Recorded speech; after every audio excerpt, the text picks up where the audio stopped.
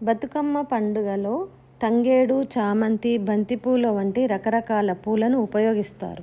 బతుకమ్మ కేవలం ఒక పండుగ మాత్రమే కాదు, తెలంగాణ సాంస్కృతిక వారసత్వాన్ని, మహిళల సంతోషాన్ని, ప్రకృతి పట్ల వారి ప్రేమను తెలియజేసే ఒక గొప్ప ఉత్సవం. ఈ పండుగ మహిళల పండుగ. మహిళలందరూ పుట్టింటికి చేరి ఆనందంగా పాటలు పాడుతూ, ఆటలాడుతూ బతుకమ్మ పండుగను జరుపుకుంటారు. ఈ పండుగలో రంగురంగుల పూలను సేకరించి వాటితో బతుకమ్మను అలంకరిస్తారు. ఇది ప్రకృతిని, పూల సౌందర్యాన్ని ఆరాధించే వేడుక.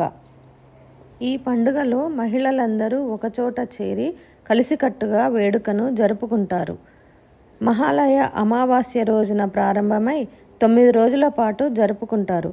9వ రోజున పండుగను సద్దుల బతుకమ్మతో ముగిస్తారు. ఇది దసరాకు ముందు వచ్చే రోజు.